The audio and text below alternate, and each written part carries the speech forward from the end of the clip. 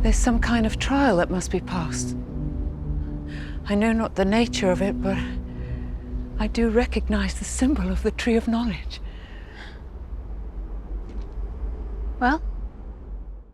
Hey guys, Pete here. Well, after a somewhat slow start, I think it's safe to say things are starting to pick up in Raised by Wolves Season 2. This week we officially entered the back half of the season with Episode 5, King, and Marcus traded out his necro eyes for a tooth, and I guess that worked out for him? Maybe. Vrille traded out her emotional support animal for something a little more stabby, and I feel like we won't be slowing down again until this season comes to an end. Real quick, there will be spoilers if you haven't watched Episode 5 yet, and with that said, let's get into it.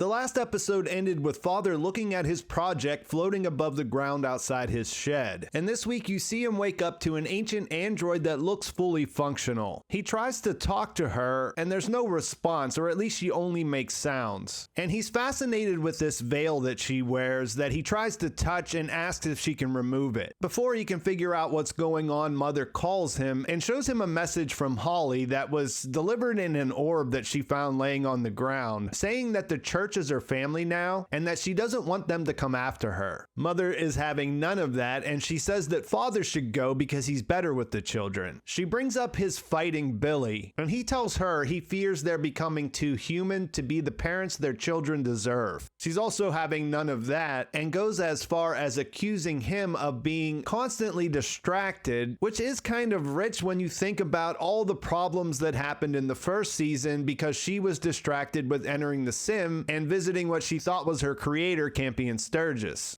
Mother also stepped on Sue's toes. She was running tests on Paul's cocoon and figured out that in 24 hours, the chemical composition inside there was going to dissolve his body. Mother said that he's not dying, he's actually evolving, but Sue isn't exactly thrilled about this because his humanity is dissolving in there. He's actually becoming a snake. The kids come to visit and of course they're all worried. And Tempest also tells Sue that the people who were going to take her baby took off when Mother shut down the trust. So now she doesn't know what she's going to do. Before they leave, Vita puts prayer beads near the window outside of where Paul is. In the collective, you see that things are sort of falling apart now that the trust has been turned off. Hunter and Tempest have a conversation where he says he thinks Paul's going to die, and she admits that sometimes she misses having the idea of Saul, that Saul is listening to her. She misses that sometimes. While they're talking, they hear noises coming from Father's shed, and when they go inside, they discover the ancient android.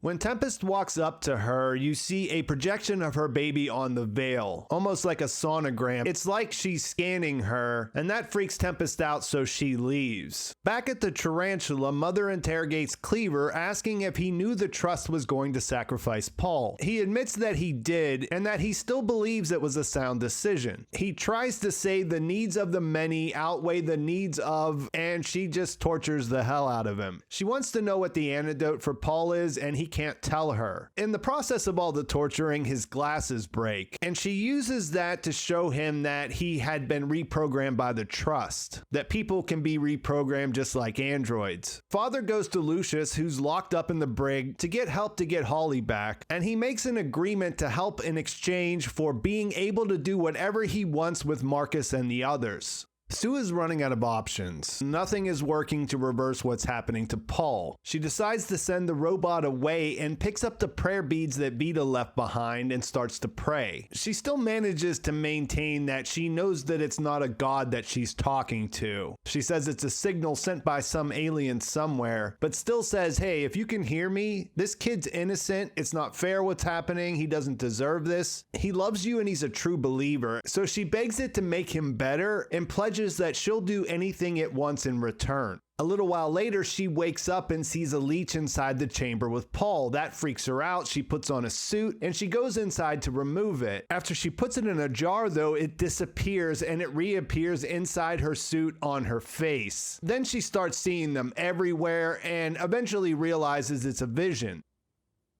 She has a conversation with her digital assistant and figures out that this is a special type of leech that lives on the acid water creatures. We saw these whenever the one attacked Vrille in the last episode. So she goes to collect some and she brings Campion along. They're able to lure one out of the water and then use a gas canister to knock it out, and she is able to collect some samples, which she takes back and puts them on Paul's cocoon. Over at the Marcus family church, Decima is not in a good place after killing Vrille, and because Marcus has lost his magnetism, she wants him to attack the tarantula to try to get those seeds. Without his powers, he knows they don't have a chance, but he's still not at a place where he wants to explain where his powers came from or that he lost them. They argue about her killing Vrille, and Justina and Holly argue because she doesn't want her to wear the necklace with Romulus's tooth on it. Decima says it doesn't matter because all the relics are fake, that the Mithraics made a ton of them, but Holly contends that it's real and that it has powers and she can feel them sometimes. After asking her about Romulus being a king, Marcus takes it from her and he wears it. And then they discover another one of those giant dodecahedrons, a pentagonal temple, which is probably really exciting for Marcus because you'll remember in the first season, that's where he first heard Saul's voice talk to him. It's also where he became the leader after the temple burned his rival. This temple isn't completely intact. It's damaged in a way that they're able to enter it. And inside it, they find a pit. Above that, there's a smaller dodecahedron on a chain that is made to lower someone into it. Justina inspects it and says there's a trial that has to be passed. She can't read all the markings, but can recognize the Tree of Knowledge. After Decima eggs him on, Marcus gets into the chair and they start to lower him. Eventually, he reaches the bottom of the chain. There's a big serpent skeleton below where it stopped that collapses when he crosses over it to enter this tunnel. That is actually blocked by bones, so he starts to clear them.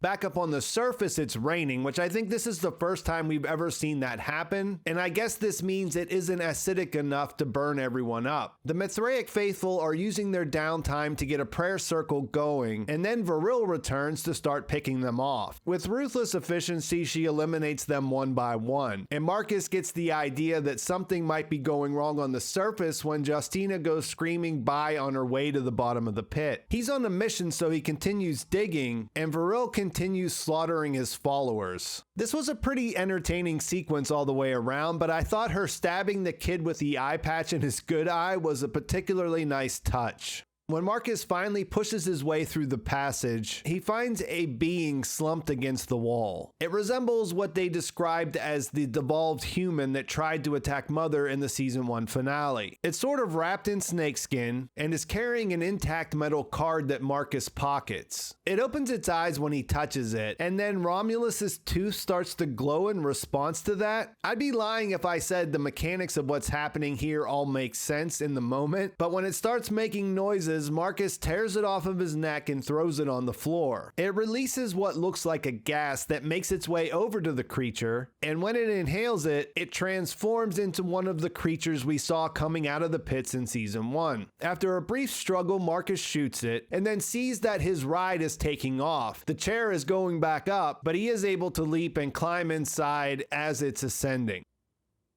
Decima makes a break for it. She's going for the tank. She totally leaves Holly behind. And when she gets there, she thinks she's escaped, but actually Vrille is already inside there too. There's a brief moment where Decima thinks she might be able to talk her way out of what happened, but her android is talking literally when she says she wants her to understand what it's like to get your face cut off. After she does that, she drags her body back to the pit and hangs it up, and it's the first thing Marcus encounters when he gets back to the surface. He's reunited with Holly, who is the only survivor, but while they're burning the dead bodies, Father and Lucius arrive to bring her home. Lucius is fairly upset that Father won't let him kill Marcus on the spot, but Holly had jumped in the way. She's right there. She's freaking out that he's really the prophet, so they end up just taking him prisoner, although Father does say that he'll keep his promise to let Lucius do what he wants with him. The leeches were effective in saving Paul from becoming a snake. It appears that he's making a full recovery, but who knows if there will be any lingering effects. He's delighted to learn that Sue got the idea when she prayed. Again, she explains that she thinks the voice is something alien rather than a god, but he doesn't believe that for a second. It was Soul as far as he's concerned. All of this seems to work to help him put his animosity towards her aside, and I suppose they'll both learn soon that Marcus has been captured. Sue is still on the hook to the voice though, and the episode ends with it telling her to grow the seeds, which is referring to the box that Paul found that is now presumably somewhere in the tarantula. She says, "I'll do anything you want, just keep him safe," as it cuts to black.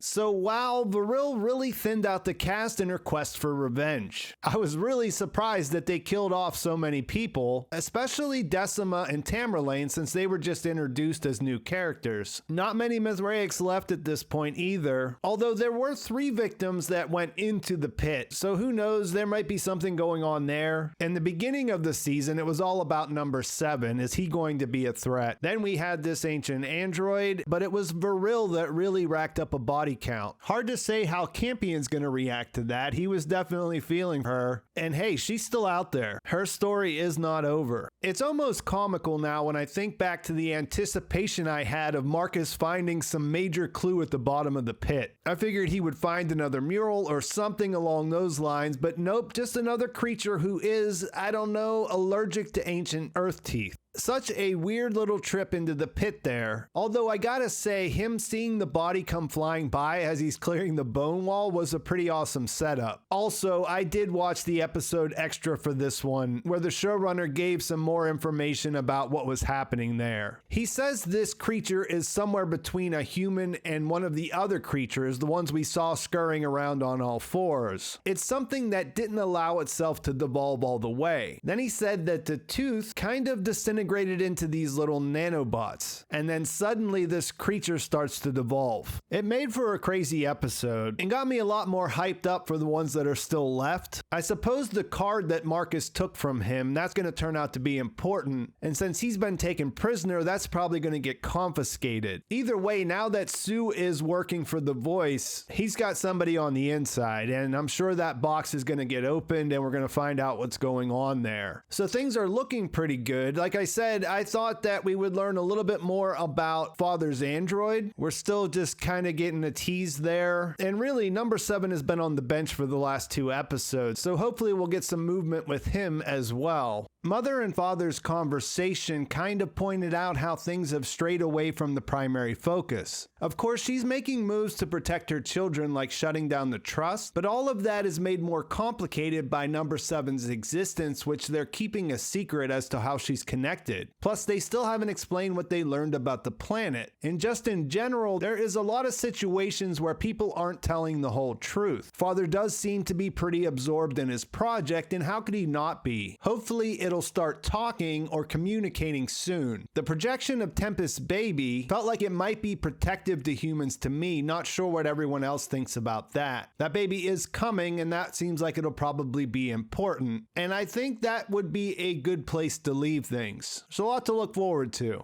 Let me know in the comments what you're thinking about, what you thought about this episode, what you're hoping to see for the rest of the season. Please like this video if you enjoyed it. Please subscribe to my channel if you haven't already. And thanks for watching. I'll talk to you soon.